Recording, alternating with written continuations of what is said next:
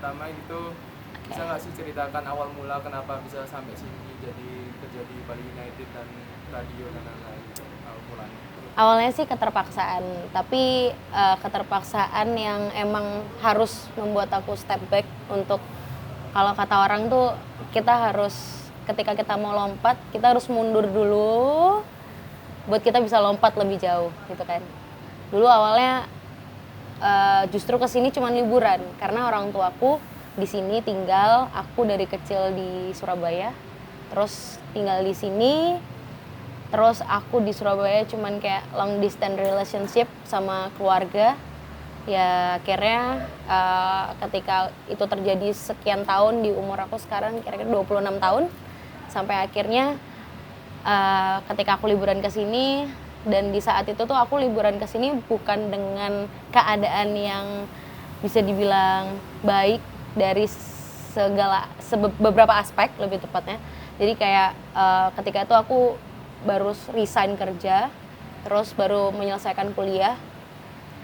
Kemudian setelah itu aku cari kerja kan, karena waktu itu aku molor kuliah karena aku keasikan kerja.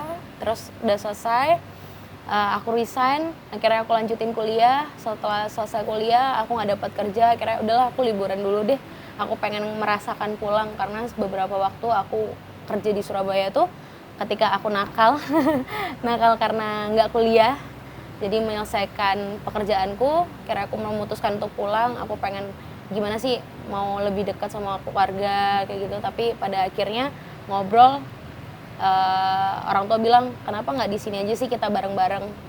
Dari dulu sih itu sempat kejadian pindah enggak, sampai pada akhirnya di satu titik aku memutuskan untuk, aku ketemu sama temenku, kita cerita gimana sih rasanya tinggal di Bali. Dia bilang enak kok, oke kok. Kebetulan waktu itu dia baru 2 minggu kerja di sini. Terus akhirnya ngobrol, oh enak ya, ya udah deh. Akhirnya aku pulang, aku mikir enak beneran nggak ya gitu. Karena kan di umur yang sekarang 20 tahun ke atas, bagi seorang anak umur 20 tahun ke atas tuh kan udah punya dunianya sendiri nih. Untuk memulai sesuatu dari nol, dari satu, aku nggak deket sama orang tuaku. Kedua, aku nggak punya lingkup pertemanan di sini. Ketiga, aku nggak punya pekerjaan apa-apa di sini yang akan bisa membantu aku untuk survive gitu loh. Jadi dari dua hal ini aja aku udah nggak tahu mau kerja apa.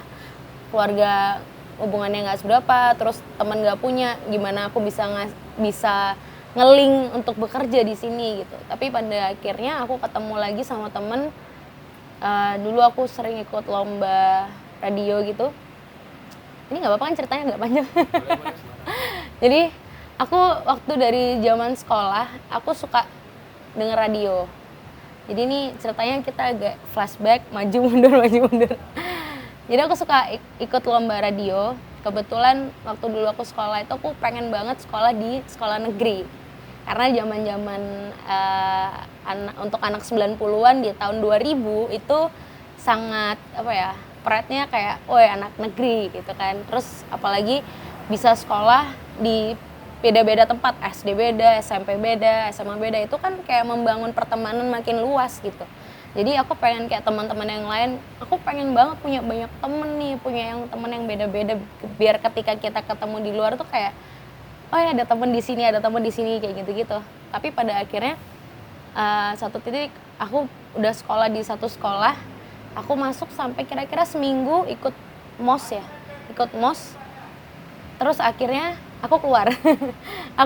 Aku balik lagi ke sekolah yang dulu aku pernah sekolah SMP. Jadi SMP ku tuh punya sekolah dari SD sampai SMA. Akhirnya aku balik ke sekolah itu. Mungkin itu juga kayak jawabannya kenapa dari SMP aku suka radio. Ketika aku masuk ke sekolah SMA aku tuh lagi, di situ punya ekstrakurikuler radio. Akhirnya aku belajar di situ. Di zaman ternyata orang-orang di ekstrakurikuler sekolah lain punyanya basket, punyanya tata boga dan segala macam. Di sekolahku pun ada, tapi yang mereka nggak punya adalah ekstrakurikuler radio. Aku suka banget, dan kebetulan yang ngajar adalah dosen. Jadi yang ngajar ini emang temennya yang punya yayasan sekolah. Akhirnya kita diajarin gimana sih dalam dunia broadcasting yang versi mininya gitu. dan itu benar-benar diajarin, ada mixer, ada kita diajarin gimana caranya siaran, gimana caranya pakai mixer, gimana bikin konten program, terus bahkan ngedit lagu sendiri. Ada tuh masa-masa tapping namanya, ketika kita nggak sekolah, kita nggak siaran kan, nah itu kita bisa tapping, terus pakai software untuk edit lagu itu, tapi bisa untuk edit siaran kayak gitu. Itu belajar dari situ sampai akhirnya itu kayak di aku seru ya. Akhirnya aku berusaha, aku tipe kalau orang yang ketika aku belajar sesuatu, aku nggak mau cuman sampai misal kita tahu apel itu warna merah, tapi ya udah cuman taunya apel warna merah, padahal banyak kok apel, ada warna hijau, ada apel warna kekuningan, orange, ada merah agak gimana, itu banyak sekali gitu loh. Apa sih apel itu? Aku tuh tipe orang yang kayak gitu. Jadi aku belajar lebih lagi sampai pada akhirnya aku ikut lomba-lomba. Ternyata waktu aku di Bali, aku ketemu sama salah satu kakak kuliah yang aku pernah ikut lomba radio di kampusnya. Kita ngobrol, iya aku sekarang mungkin akan tinggal di sini dan segala macam. Akhirnya dia menawarkan untuk, kamu kan di radio ya, coba aja ke sini gitu. Uniknya nih, waktu aku liburan ke sini, aku dalam tahap training radio di Surabaya. Aku training di situ, terus pada akhirnya aku bingung kan, memutuskannya gimana nih, karena orang tua aku pengen banget aku tinggal di sini. Terus aku masih dalam masa training, itu berjalan sekitar 1,5 bulan, sedangkan masa trainingku 3 bulan. Aku nggak bisa balik ke Surabaya karena aku takut untuk ngomong aku balik dulu ya, karena kayak takut orang tua aku nggak percaya kalau aku nggak akan balik, atau aku akan beneran balik atau enggak. Sampai pada akhirnya aku memutuskan untuk ya udah deh, aku tinggal di sini. Aku pamit sama orang training yang aku training di radio di Surabaya itu by chat. Jadi gimana caranya, nggak enak banget karena itu bukan tipeku untuk ngomong sama orang tapi by chat gitu loh, kayak nggak etis banget kan, kita masuk baik-baik, masa end up kayak cuman online gitu kan. Akhirnya ya udah mau nggak mau punya pilihan. Akhirnya aku bilang aku harus tinggal di Bali, aku udah nggak bisa tinggal di Surabaya. Akhirnya mereka orang-orang di Surabaya tuh ngerti, ya udah nggak apa-apa, sukses ya bla bla bla bla. Dan aku mulai untuk coba kan yang di radio situ, cuman waktu itu masih ada step-stepnya, dan akhirnya cuman baru kayak ketemu, disuruh kirim CV kayak gitu. Tapi ketika itu aku pas di sini tuh tepat Oktober, dimana Oktober itu kan hampir mendekati akhir tahun, otomatis rekrutmen itu kan nggak akan terbuka gitu, karena biasanya kan orang-orang akhir tahun itu kan pasti ada hitung-hitungan akhir tahun atau apa segala macam, sampai pada akhirnya aku baru dikabarin tahun depannya. Jadi sekitar Januari mungkin kayak gitu. Akhirnya ya sampai pada titik aku sekarang bisa bertahan di sini, bahkan udah sampai 1 tahun. Ya. Februari itu adalah masa 1 tahun aku siaran. Gitu. Panjang sih sebenarnya kalau di Jadi berarti masuknya berarti tahun lalu berarti ya? Iya, tahun lalu 2019. 2018 akhir 2019 akhir ya, Oktober ya benar. Oktober aku di sini, terus 2020 ini kan, ya. Berarti dari dulu interest sama yang namanya broadcasting, Yes. radio, kebetulan di Bali juga kerjanya sesuai dengan yang diinginkan. Jelaskan. Bisa nggak explain a little about that broadcasting here in Bali? Gimana ya? Sebenarnya aku tuh sangat bersyukur sih. Aku nggak tahu kenapa malah justru rezeki yang aku dapat itu bukan dari kota lahirku gitu. Kayak aku sangat suka broadcasting meskipun aku belum punya pengalaman kayak orang-orang yang sampai puluhan tahun di salah satu tempat, ya kita bilang media lah, di satu tempat media tuh sampai 12 tahun, 13 tahun, yang dia bisa sampai cerita, aku dulu siaran dari zaman aku dibayar voucher atau mungkin dibayar cuman berapa ribu rupiah, sampai sekarang dia bisa melebarkan sayap gimana. Tapi aku tuh lebih kayak perjalananku tuh, aku suka banget radio dari SMP. Aku berusaha untuk gimana caranya sih aku bisa jadi presenter berita, karena yang waktu itu aku pernah ikutin radio dan juga baca berita. Aku suka itu.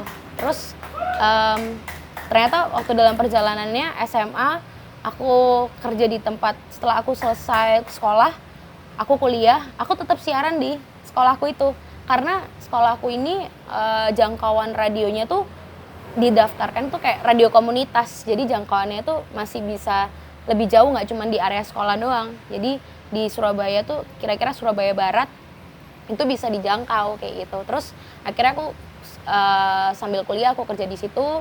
Terus di tahun keberapa aku udah selesai, aku nggak kerja di radio lagi. Aku ambil kuliah komunikasi, dan di komunikasi itu aku kayak apa sih yang bisa aku gali lagi nih biar aku nggak cuma sekedar suka tapi aku juga punya ilmunya gitu. Tapi akhirnya aku mencoba lagi, masih ada beberapa lomba-lomba yang aku ikutin, sampai terakhir kali aku ikut lomba, aku expect kayak, wah ini lomba hadiahnya adalah bisa jadi penyiar radio gitu.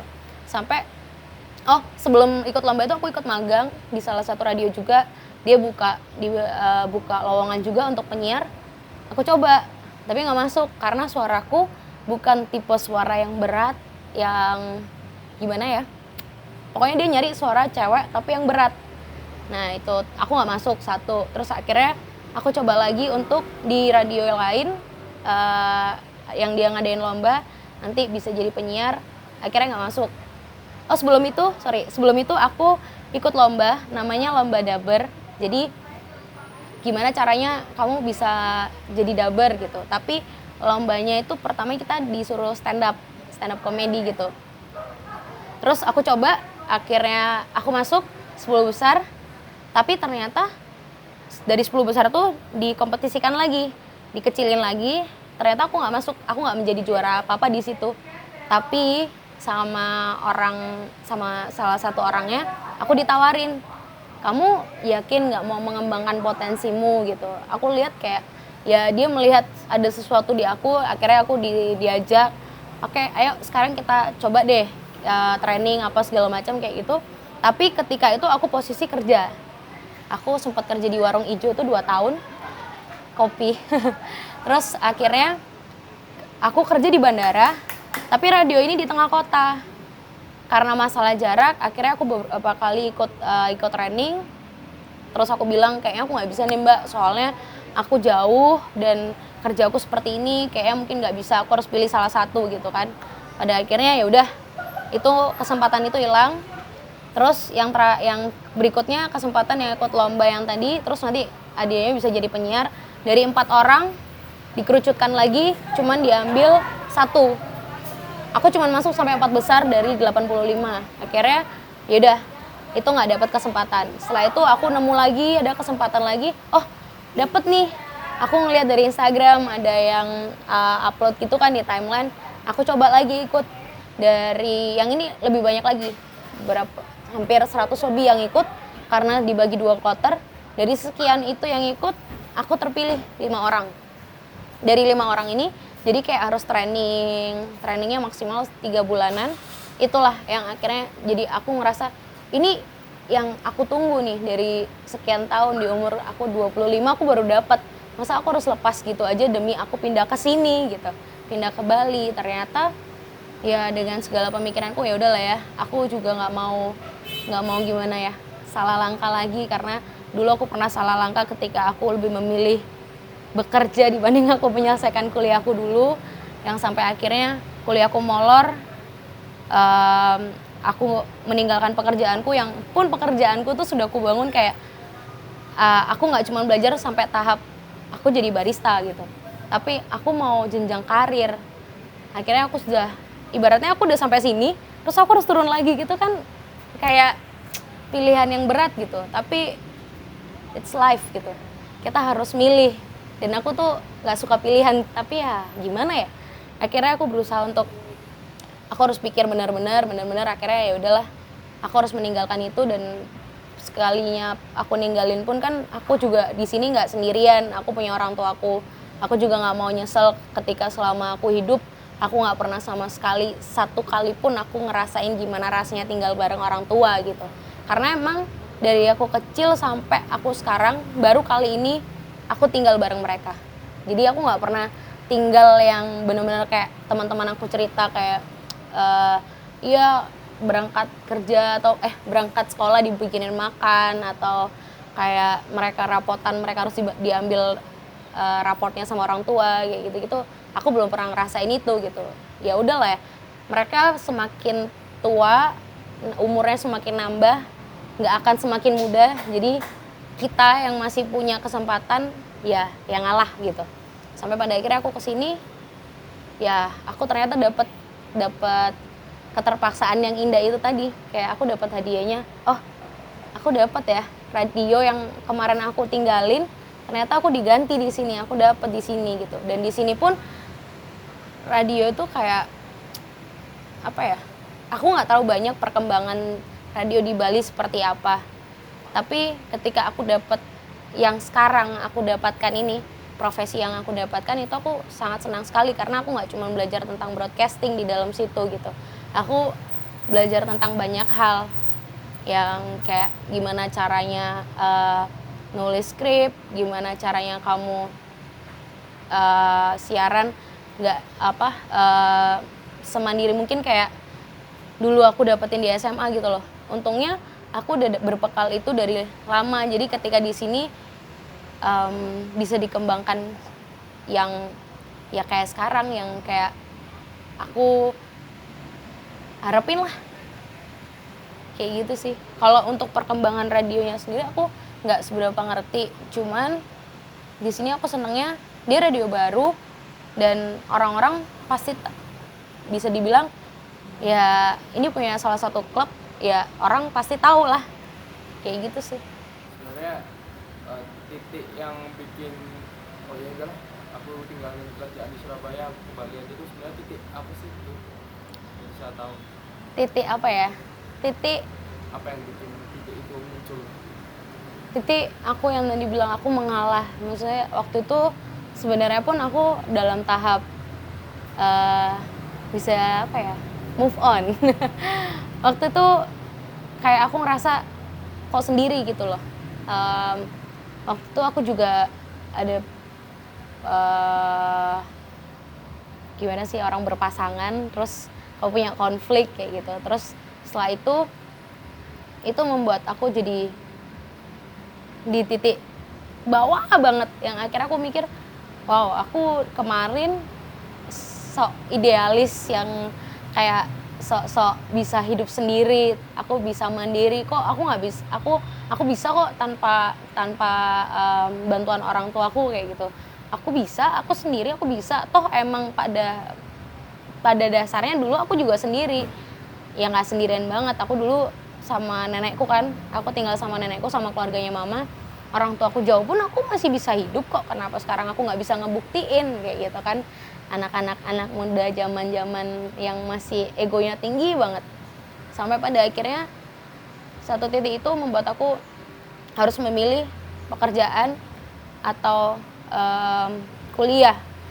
Aku bisa kok, aku masih ada dalam tahap malah aku bisa kok ngejalanin ini dua-duanya gitu. Padahal dari segi waktu, apalagi waktu itu aku skripsi, aku kerja di warung kopi ini kayak semester 7, dimana tuh semester 7 kan harusnya proposal skripsi kan, tinggal selangkah lagi gitu. Tapi aku molorin sampai 2 tahun. Aku yang seharusnya dulu cita-citaku lulus 3,5 tahun, aku harus 7 tahun kayak gitu.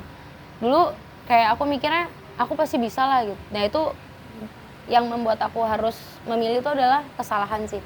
Jadi kita harus belajar dari kesalahan kita tuh, nggak melihat kayak orang kadang tuh melihat masalahnya, ketika ada masalah datang dia akan sibuk di masalah itu, tapi dia nggak ngelihat sisi lainnya, kayak sebenarnya apa sih yang lagi dikasih sama Tuhan dan semesta ketika ada satu masalah yang datang nih, kamu harus apa gitu.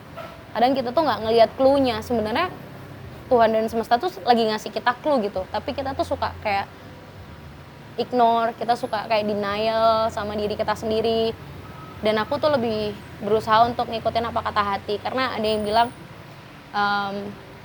kita hidup, orang-orang di luaran kita itu cuman supporter gitu, mereka cuman ngasih tahu kita, tapi dari segala jawaban yang ada, jawaban paling besar dan yang bisa meyakinkan kita tuh cuman kata hati.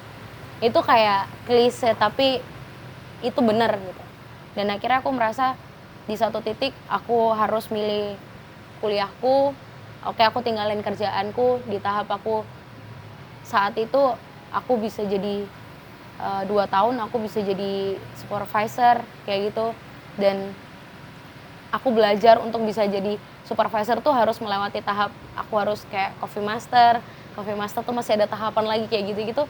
Dan aku ngelihat perjuanganku, masa iya sih aku tinggalin gitu.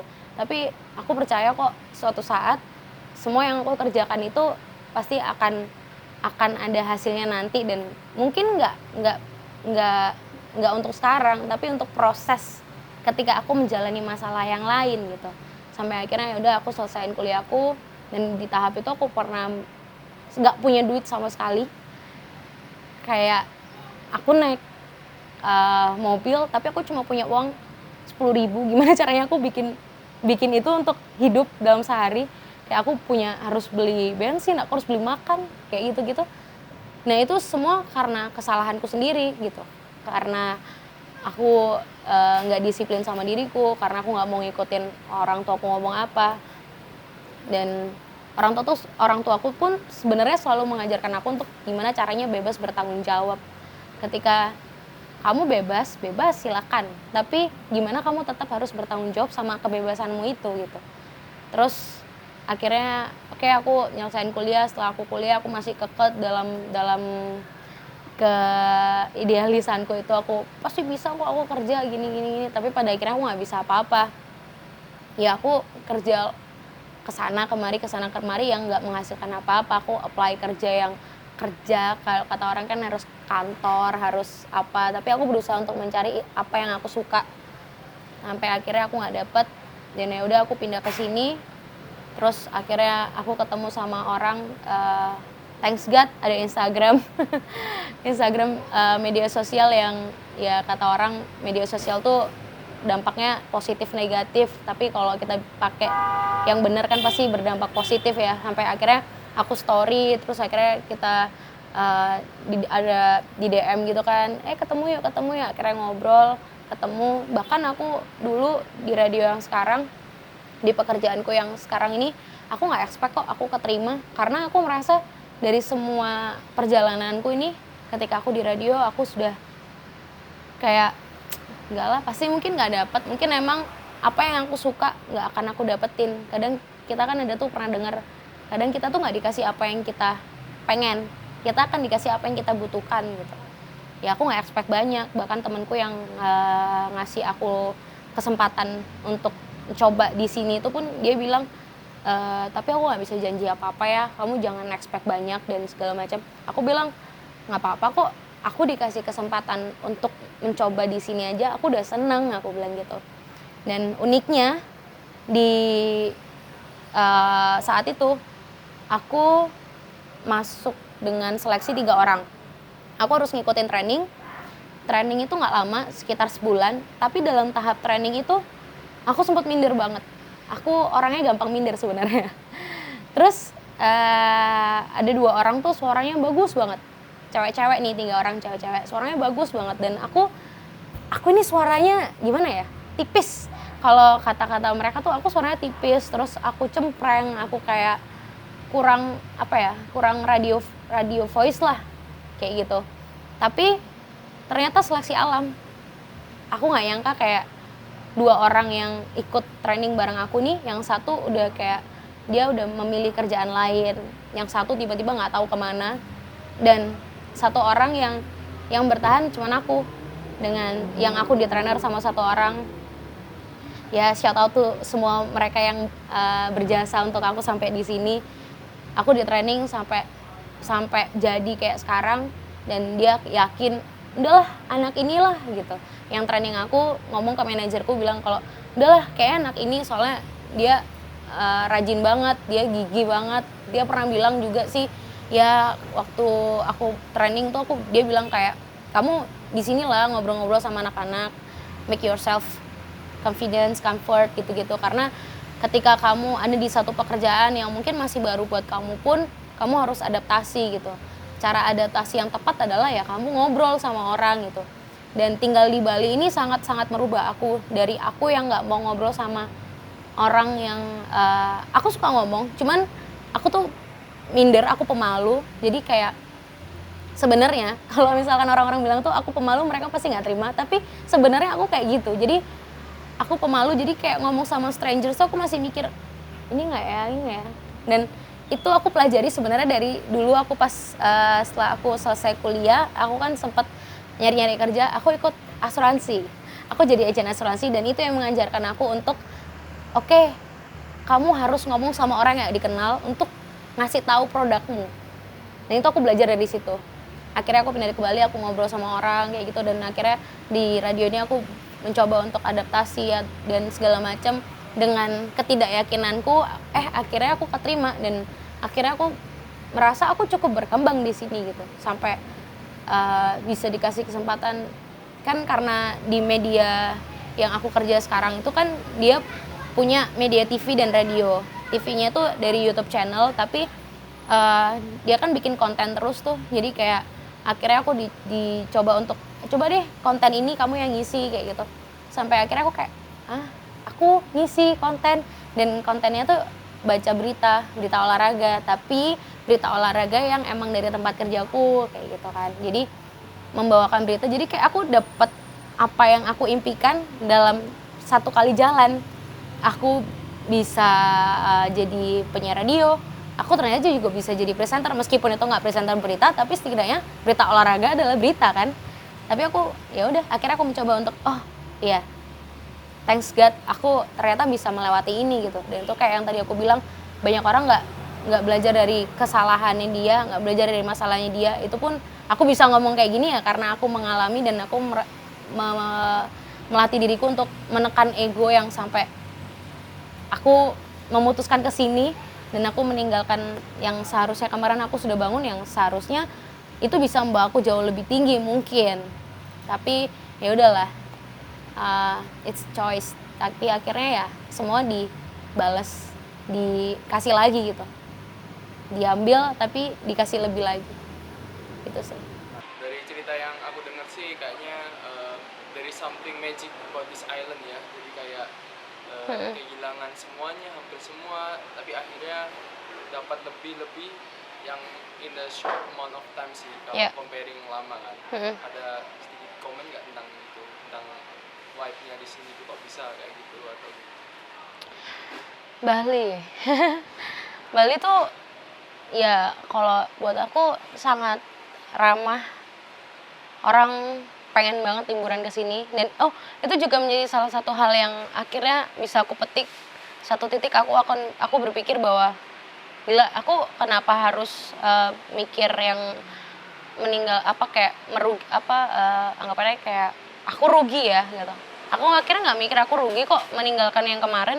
Aku di sini, aku satu dapat deket sama orang tuaku, aku dapat pekerjaan yang aku mau, aku dapat banyak teman-teman baru. Terus yang keempat, aku kerja di tempat orang yang pengen liburan. Aku mau liburan nggak perlu mikir kayak orang-orang, mikir sewa hotel, sewa villa, mikir transport. Aku di sini udah punya tempat tinggal. Aku kalau mau liburan tinggal bawa aja uang 50.000, beli sate, beli jagung, duduk di pantai, atau bahkan nggak usah bawa apa-apa, cuman tinggal ke pantai, selesai. Ya kan, aku nggak perlu mikir aku harus tinggal di mana, malam makan apa, pagi makan apa, sore siang makan apa, kayak orang-orang yang mau liburan ke sini gitu. Ya aku suka vibes-nya dari dulu. Aku waktu kecil dulu orang tua aku tinggalnya di Singaraja. Sebelum tinggal di Sanur, mereka tinggal di Singaraja. Jadi kalau di Singaraja tuh kayak lebih, zaman aku kecil tuh dulu nggak berkembang sekarang ya. Jalanannya udah oke. Kalau dulu kan masih kayak gelap, terus transport jarang, paling mentok ada bemo, taksi nggak ada dulu zaman aku kecil ya, itu nggak ada. Terus kalau sekarang kan dia udah jauh lebih bagus. Terus di Sanur pun dulu Sanur kayak sepi banget, kalau sekarang lebih berkembang lagi. Dan Bali dan segala keramahannya tuh sangat berkesan sih. Mungkin kalau orang-orang kesini cuma untuk liburan, mungkin mereka harus ngerasain gimana rasanya tinggal di Bali. Tapi ada beberapa orang juga yang bilang kalau enggak ah, Bali cuman kotaknya gitu-gitu aja, bikin nyaman doang, tapi nggak bisa bikin kita keluar dari zona nyaman. Sebenarnya kalau untuk pernyataan yang seperti itu balik lagi ke orangnya ya, gimana caranya orang membuat kenyamanan itu yang nggak di situ-situ aja gitu. Apa yang dia lakukan itu sangat ngefek sekali. Ya di sini misalkan mereka mau berkreativitas, banyak juga kok komunitas yang sekarang makin berkembang. Ada Badan Kreatif dan Pasar, ya kan? Segala fasilitas ya mungkin kalau misalkan dibanding sama luar pulau masih dari kayak infrastruktur mungkin masih belum seperti itu. Cuman di sektor lain kan sangat didukung gitu. Jadi ya oke kok untuk ditinggali, untuk berkembang, tapi ya balik lagi mindset kita. Ya apa yang mungkin kalau orang sekarang baru aja datang ke Bali terus dia baru meniti karir, mungkin pesan aku jangan nyerah dulu. Siapa tahu dikit lagi nih kamu bakal sampai. Siapa tahu apa yang kamu tanam itu lagi berbuah dikit jadi bukit. Kita nggak pernah tahu kan. Ya itu sih. Nyesel nggak sih pindah Bali? Nggak ada nyesel. Kayak tadi aku bilang, aku nggak nyesel sih. Nggak nyesel apa-apa. Apa yang kemarin aku sudah jalani, ya tinggal aku copy paste aja di sini. Kalau aku pernah ngobrol sama temanku, dia bilang sama aku kan waktu itu tanya gimana ya kalau aku pindah gitu. Dia bilang kalau kenapa emang apa yang kamu ragukan? Aku harus memulai semua dari nol gitu. Emang apa yang harus kamu takutkan gitu? Ya karena aku nggak bisa beradaptasi dari semua lingkungan, culture shock lah ya. Terus aku nggak bisa beradaptasi sama keluargaku, karena hal yang paling penting ketika kita hidup itu support dari keluarga kan. Dia bilang kalau Mar, kamu di sini kamu bisa kan bertahan, kamu bisa berkembang, kenapa di tempat lain enggak? Itu semuanya balik di diri kamu. Sebenarnya apa yang ada di diri kamu ya tinggal diterapin aja di tempat lain, cuman beda tempat aja gitu. Kalau emang kamunya udah seperti ini, misal ada orang yang kayak dia dulu berprofesi sebagai penyanyi atau mungkin dia berprofesi sebagai penulis gitu. Dia takut di tempat lain gak bisa berkembang gitu. Tapi ketika dia dengan kemampuannya, dengan supelnya, dengan apa yang ada di dalam diri dia, kalau dia memang gampang beradaptasi ya semua nggak akan jadi masalah kok gitu. Apa yang ditakutin gitu loh, sebenarnya ketakutan terbesar yang dihadapi seseorang tuh ya dirinya sendiri, bukan orang lain, bukan lingkungannya gitu. Karena kita itu bukan apa yang kita pikirkan, bukan apa yang kita ucapkan, tapi apa yang kita lakukan. Pertanyaan selanjutnya, apa sih bedanya kehidupan dulu di Surabaya sama sekarang? Pertanyaan yang sering aku dapat sih. Apa sih bedanya gitu? Gimana sih rasanya? Terus banyak di media sosial yang bilang, wah ini ya sekarang tambah sukses, bla bla bla bla gitu. Bedanya vibe-nya aja sih. Bedanya tempatnya doang. Itu Surabaya, ini Bali. Surabaya kan tetap jadi Surabaya, Bali akan tetap jadi Bali gitu.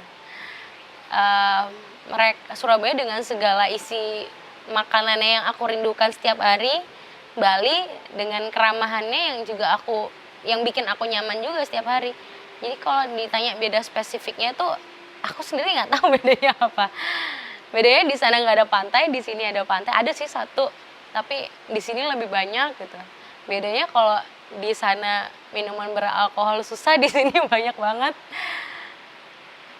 Gitu aja sih kalau dari aku sendiri, bedanya adalah pembelajarannya sih. Mereka berdua adalah pembelajaran yang bisa membuat aku sampai sekarang yang kayak lebih thoughtful. Kayak gitu sih. Aku juga dulu kan tinggal di Surabaya, vibe-nya beda banget nih sama Bali. Kayak orangnya lebih kreatif di sini dan lain-lain. Kalau di sana itu lebih ke I don't know, maybe aku lihatnya kayak money oriented. That, ya gitu. Ngerasain juga nggak sih Soal itu, berarti lebih spesifik yang apa nih? vibe orangnya gitu? Aku ngerasa lebih inspired di sini. Oh, masalah inspired. Sebenarnya kalau masalah inspired di Surabaya banyak banget.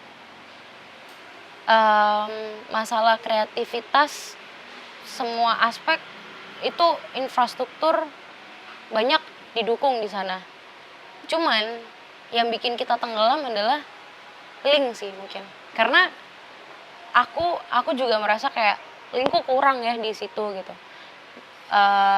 Di sana tuh orangnya serba berkembang.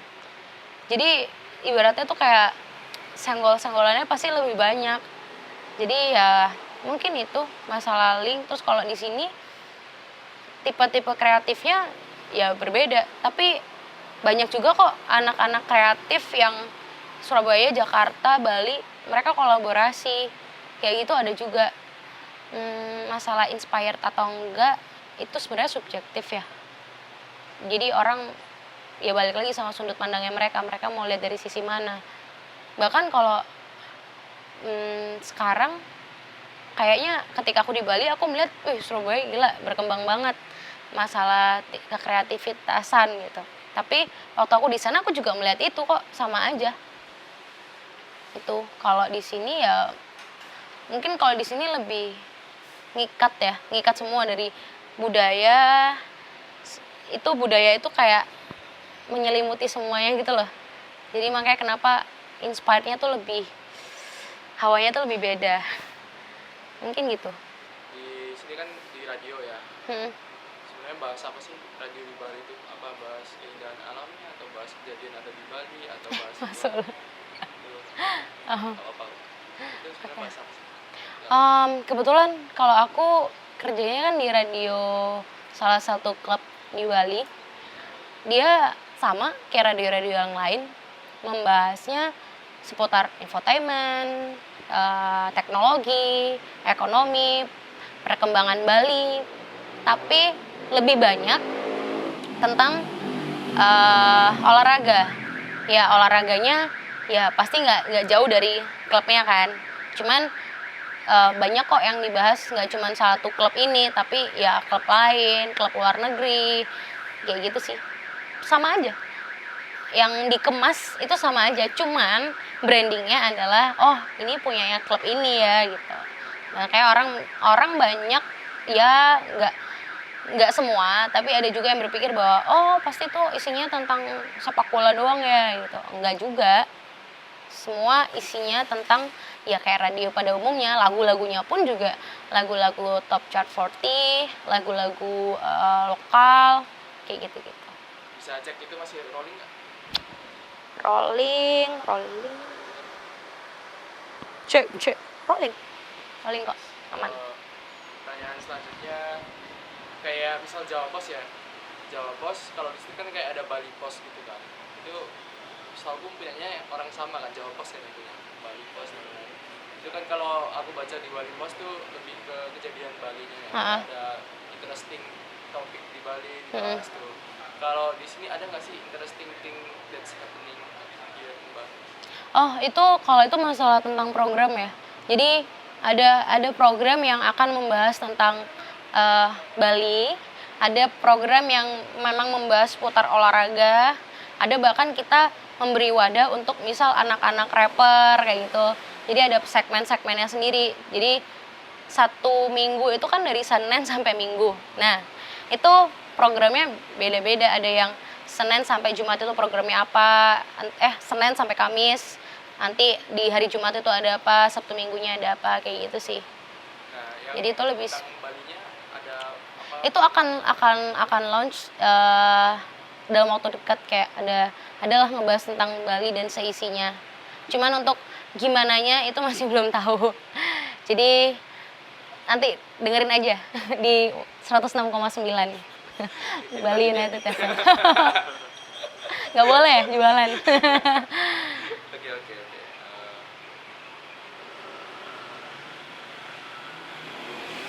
Pertanyaan terakhir lah, ada nggak sih special memory di sini yang sangat berkesan nggak bakal lupa?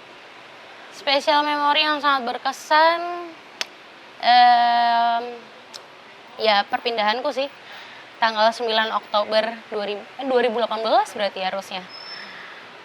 Itu karena di sini aku bisa belajar main ukulele.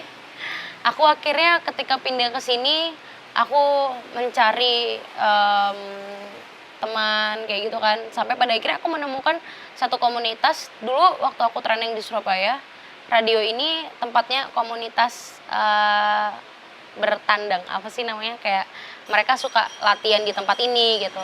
Aku menemukan satu komunitas ukulele, dan akhirnya ketika aku di Bali aku cari, pasti ini komunitasnya ada di mana-mana nih gitu. Nah, pada akhirnya aku ketemu komunitas ukulele Bali. Akhirnya aku join, aku ngobrol-ngobrol. Mereka cukup membuat aku merasa nyaman tinggal di Bali dengan keramahannya mereka. Dari banyak banget, ada yang juga dari luar Bali, ada yang emang orang Bali asli. Sampai akhirnya mereka membuat aku bisa main musik meskipun nggak bisa-bisa banget, tapi aku akhirnya punya ilmu baru. Dan di sini aku bisa bikin satu konten yang itu isinya tuh kayak, aku suka nulis, tapi tulisannya tuh lebih isinya kayak sedih sih. Jadi bisa dibilang poems atau poetry atau nggak tahu puisi atau apa. Tapi bedanya aku bikin konten kayak, ada tuh kan di medsos-medsos konten-konten tulisan-tulisan. Tapi yang aku bedakan adalah kontenku adalah isinya suara. Dan akhirnya ketika aku menyuarakan tulisanku, kayak orang merasa, ini suara siapa nih gitu. Ya itu suaraku gitu. Itu setidaknya membuat aku merasa, oh orang ternyata mendengarkan aku tidak merasa itu suaraku. Dan itu membuat aku menampis, kayak dulu aku dianggap suaranya kurang radio voice, atau mungkin aku suaranya kurang mantep lah kalau misalkan didengerin banyak orang. Ya it's okay, yang penting sekarang aku punya wadahku sendiri untuk mengeluarkan apa ya, menyalurkan apa yang aku suka lewat kontenku sendiri gitu, media sosialku gitu. Orang nggak suka ya udah, tapi bukan berarti aku nggak peduli sama kata orang. Tapi ya kalau misalkan kita mau peduli sama orang terus, ketika mereka ngejudge apa yang kita bikin, kita nggak akan bisa berkembang. Tapi yang benar adalah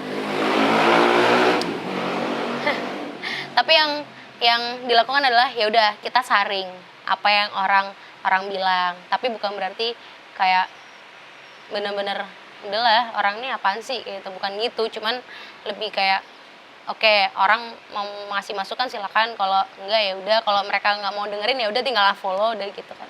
Ya masih belum berkembang yang pesat banget gitu, tapi setidaknya aku sudah memulai itu ketika aku di sini. Itu salah satu pencapaian yang menurutku oke sih, karena dulu aku juga nggak pede main musik. Aku suka, tapi aku nggak pede, bahkan kayak suara paling gampang aku orangnya dibikin minder di komen aja gitu. Cuman ya akhirnya aku belajar untuk menghargai diri sendiri, berdamai sama diri sendiri, dan merendahkan ego. Dan akhirnya ya udah, berdamai sama keadaan. Karena kalau kita nggak berdamai sama keadaan, kita akan terus nyalahin diri kita sendiri. Kita akan terus ada di titik, aduh harusnya kemarin aku kayak nggak bisa gini, aku harusnya nggak boleh ninggalin keberuntunganku, aku harusnya akan selalu kayak gitu, akan selalu dihantui terus. Jadi ya kita nggak akan bisa maju ke depan, kita akan terus ngeliat ke belakang. Aku lihatnya kan kayak seneng banget ya, ingin dapat ilmu dari kerjaan gini, sibuk lah, sibuk. Tapi kalau lagi waktu relax atau senggang itu biasanya ngapain? Waktu yang benar-benar nggak ngapa-ngapain itu paling tidur. Tapi di saat aku ada kosong, pasti aku berusaha untuk nulis sesuatu. Kayak satu impianku tuh aku pengen punya buku. Jadi ya aku tulis aja gitu. Meskipun aku belum benar-benar ngonsepin yang sampai sedetail, oke, aku bukunya tentang ini, tentang biografi misalkan, atau tentang sejarah sejarah satu kota gitu, enggak. Tapi aku mungkin lebih kayak tulisan apa yang aku alami dari orang-orang sekitarku. Itu sih paling, selebihnya paling apa ya? Yang paling aku pengen. Bisa kalau nulis di mana? Di kamar doang apa cari inspirasi? Oh enggak. Bahkan kalau misalnya aku kayak lagi duduk nongkrong, itu aku bisa nulis. Di tempat siaran pun dulu ketika aku masih baru mulai kerja, aku selalu ngedisiplinkan diri kayak setiap Kamis aku akan upload satu konten gitu. Tapi akhirnya seiring berjalannya waktu, kesibukan itu makin menutup itu, makanya aku kayak berusaha, oke, aku mungkin nggak bisa konsisten lagi setiap satu hari ini aku upload, tapi setidaknya aku nyicil sesuatu untuk yang aku tulis. Kan kalau misalkan kayak kita begini pun, mungkin aku sebentar lagi akan bisa, oke, tadi aku dapat apa ya gitu. Karena biasanya yang aku tulis bukan dari aku aja sih, dari orang-orang sekitarku, bahkan lebih banyak yang bisa menginspirasi aku tuh orang-orang yang kayak teman-teman yang mereka cerita misal masalahnya mereka, atau mungkin mereka cerita kegalauannya mereka dengan hidupnya mereka, itu bisa jadi bahan aku gitu, kayak gitu, karena menghargai mereka aja sih gitu. Udah cukup, ini dapat konten banyak. Thank you ya.